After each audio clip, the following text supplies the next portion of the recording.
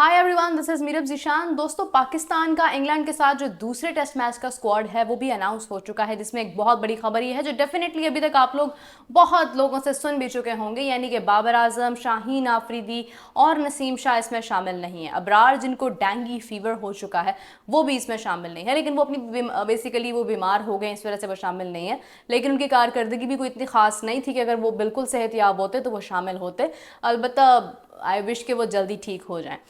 बात करते चले जनाब बाबर आजम की। रिजवान चूँकि अभी स्क्वाड का हिस्सा हैं, जबकि स्कोर रिजवान भी नहीं कर रहे हैं, लेकिन चलें कोई बात नहीं। बात करते हैं अपने टॉप 3 क्रिकेटर्स की, जिनमें शाहीन, नसीम शाह और बाबर आजम हैं।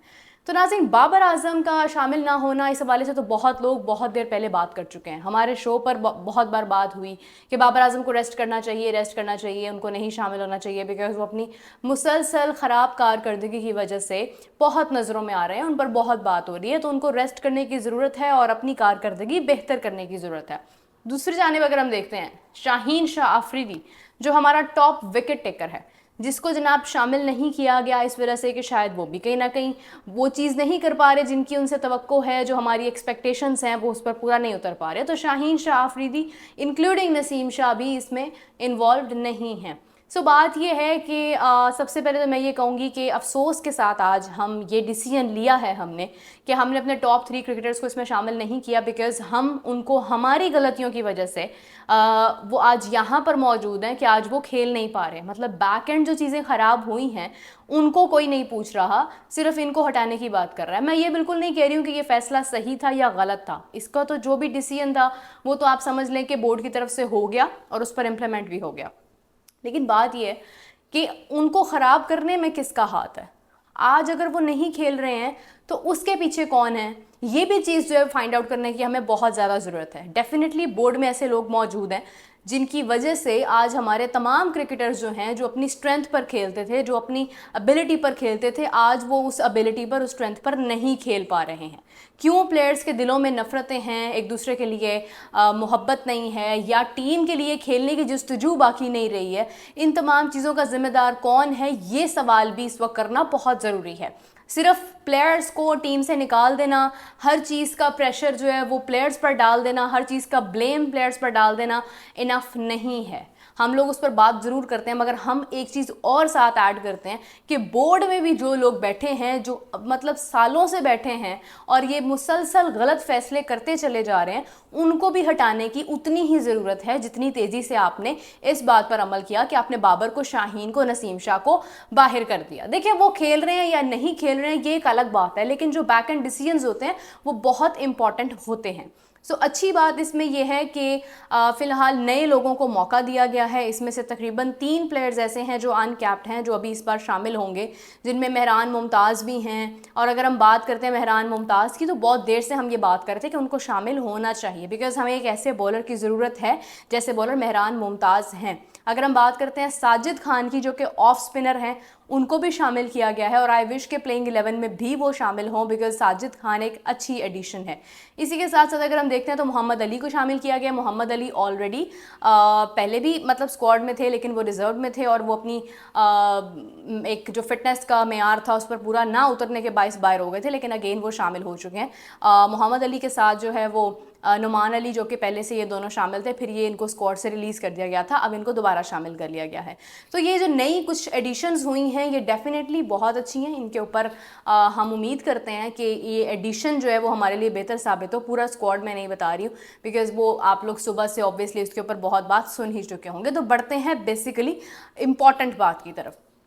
तो अब अगर हम बात करते हैं फ़खर ज़मान, जिन्होंने रिसेंटली एक बहुत ही लंबी चौड़ी सी स्टेटमेंट दी है और उन्होंने कहा है कि बाबर को आपने हटाकर बहुत ही गलत फैसला किया है, क्योंकि बाबर आजम आपका टॉप क्रिकेटर है, बाबर आजम है। और बाबर आजम को अगर हम पीछे कर देते हैं तो फिर इंडिया ने तो विराट कोहली को पीछे नहीं किया था, इंडिया ने तो विराट कोहली को बेंच पर नहीं बिठाया था। विराट कोहली ने तो जनाब उनकी तो प्रॉब्लम थी, लेकिन उन्होंने उनके ऊपर कंप्रोमाइज़ नहीं किया था। तो मैं फ़खर ज़मान साहब से मुखातिब होकर एक बात करना चाहूँगी कि पहली बात तो ये है कि विराट कोहली और बाबर आजम का कोई मवाजना नहीं है। दूसरी बात यह है कि वो इंडिया में थे, बाबर आजम पाकिस्तान में हैं।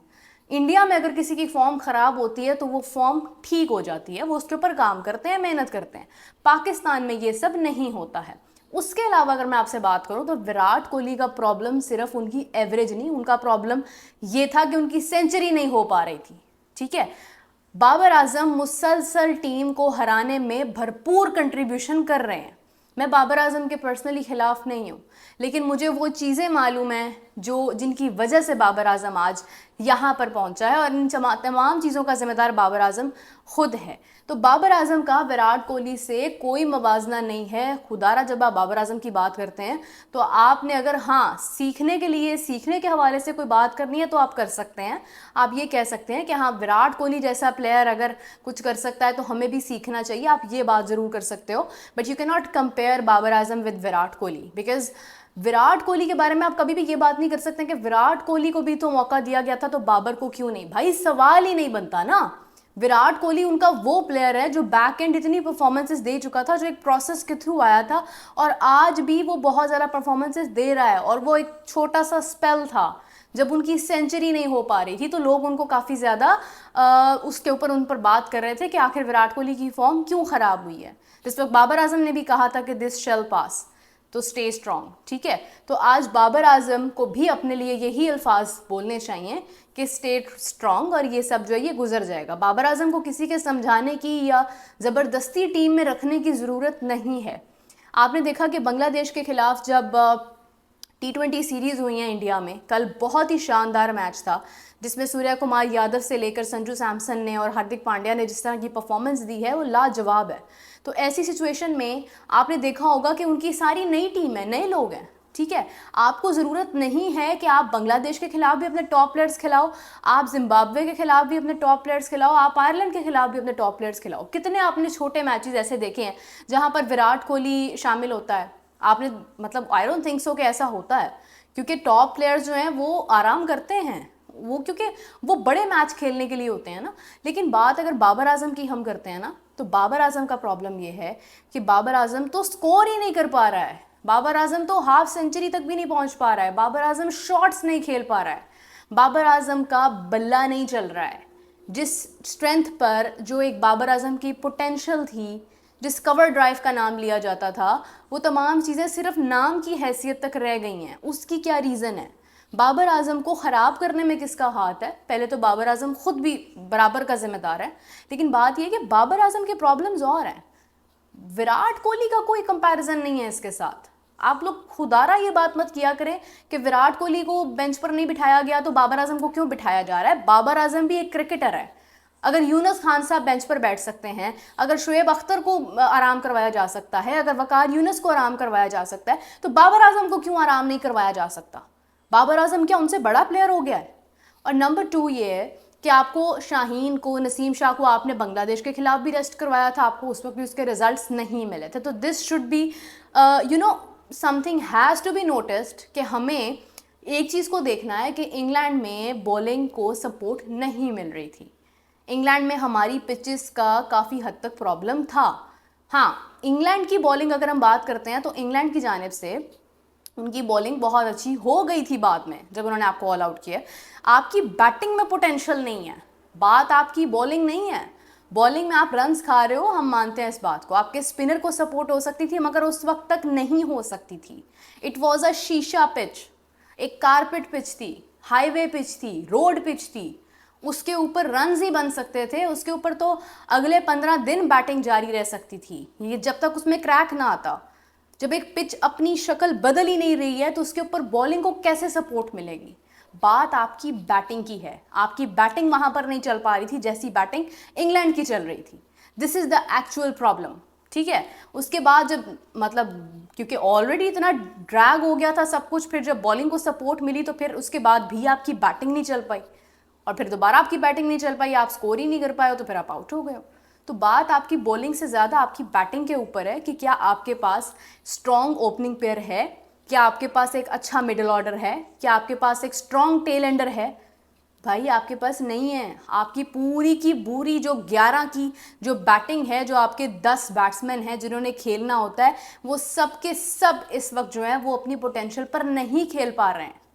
लेकिन आपने नए प्लेयर्स को बीच में ऐड किया, आपने बहुत अच्छा किया, बहुत अच्छा डिसीजन लिया। I really support the decision, क्योंकि हमें अभी, लेकिन अगेन आई विल से, अब हुरैरा को आपने शामिल किया है, हुरैरा परफॉर्म नहीं करता है इन केस, तो फिर आप हुरैरा को भी बाहर कर देंगे। मतलब आप लोग ये नहीं समझ रहे हो कि इस वक्त आप किसी को भी शामिल कर दोगे ना, आपकी चीज़ें इतनी ख़राब हो चुकी हैं कि आप उसको ठीक नहीं कर सकते हो।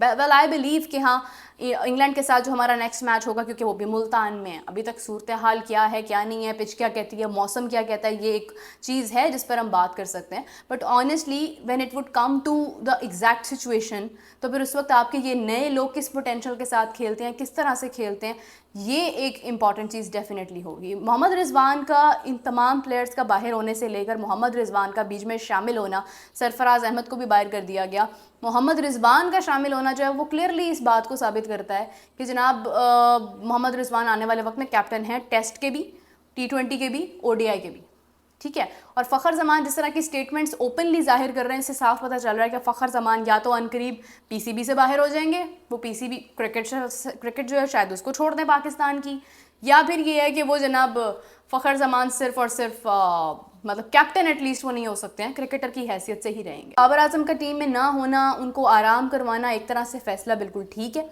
बाबर आजम को बिल्कुल रेस्ट करवाना चाहिए। बाबर आजम कोई उन प्लेयर से बड़े नहीं हैं जो आज तक रेस्ट करते आए हैं। आप लोग अपने कंट्री में मवाजना करें बाबर आजम का, लेकिन बाबर आजम का मवाजना आप इंडिया के किसी प्लेयर से ना करें। अपने किसी भी प्लेयर का मवाजना इस वक्त आप इंडिया के किसी प्लेयर से मत करो, बिकॉज वो इस वक्त बहुत स्ट्रॉन्ग कैलिबर की टीम है। And why do you always compare your players with India's?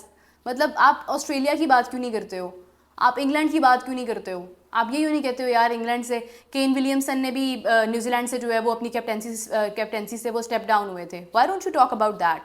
आप हमेशा बात करते हो यार वो इंडिया में भी तो ये होता है। भाई आप इंडिया में होता है ना, तो इंडिया वाला आप कैलिबर भी तो लेकर आओ। मतलब आप अजीब यार, कोई बात होती नहीं है। बाबर आजम को क्यों कर दिया है, विराट कोहली को क्यों नहीं किया? भाई उनकी मर्जी, उनको पता था ये वापस आ जाएगा। हमें बिलीव है इस बात का कि बाबर आजम वापस आ जाएगा। खैर काफ़ी सारी चेंजिंग जो है वो स्क्वाड में भी हुई हैं। आकिब जावेद साहब ने बड़ी पॉजिटिविटी का इजहार किया है और इसके ऊपर आपके साथ मज़ीद बात करेंगे। तब तक के लिए मुझे इजाज़त दीजिए। Take care, bye bye.